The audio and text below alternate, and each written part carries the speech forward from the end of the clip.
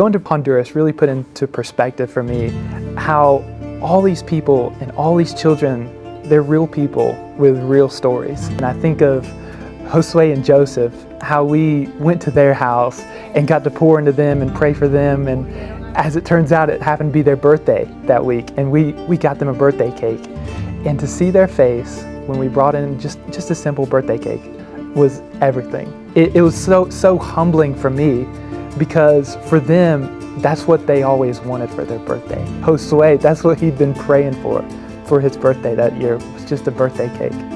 And to see his face when we brought that in was so humbling for me. That's almost a given for me, but for them, that's everything. I think back on other stories like Fanny and how we heard her story of how the church in Compassion rescued her out of this rough, violent neighborhood and put her in this new home and allowed her to be a sponsored child so that she can get the help that she needed. And I think back on a little girl named Cecia that I got to paint my fingernails with, and I got to hang out with her for a little bit. I think back on this boy named Caleb. He was 16 years old. He loves performing, he loves dancing, he loves going upstage. And Caleb was telling me how he's sponsored, but he hasn't gotten a letter since 2018.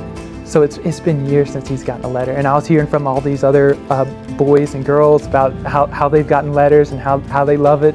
But Caleb was almost withdrawn about telling me about his letters because he hadn't gotten any. Some people, they get sponsored, but they don't get letters, so they don't get stuff. And for me, it touched me. And so I decided to write Caleb a letter while I was there. Even though he's not my sponsor child, I decided to write him a letter. And when I handed that to him, to just say, hey, I heard, you told me that you hadn't gotten a letter, and I wanted to write you one because you're special. And I told him, hey, Caleb, I believe in you. Keep performing, never lose that heart, and Jesus loves you. Whatever you're going through in life, lean on Jesus and know that he's there for you.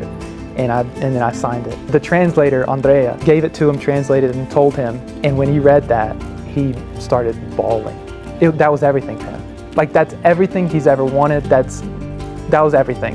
And he grabbed me and hugged me and got in my shoulder right here. And so for me to see that, that's the least I could do. And when you sponsor these kids, when you write these letters, that is so important to them, because that might be the only encouragement and love they get. Some of these kids are in terrible, rough situations, and for Caleb, he doesn't really get letters.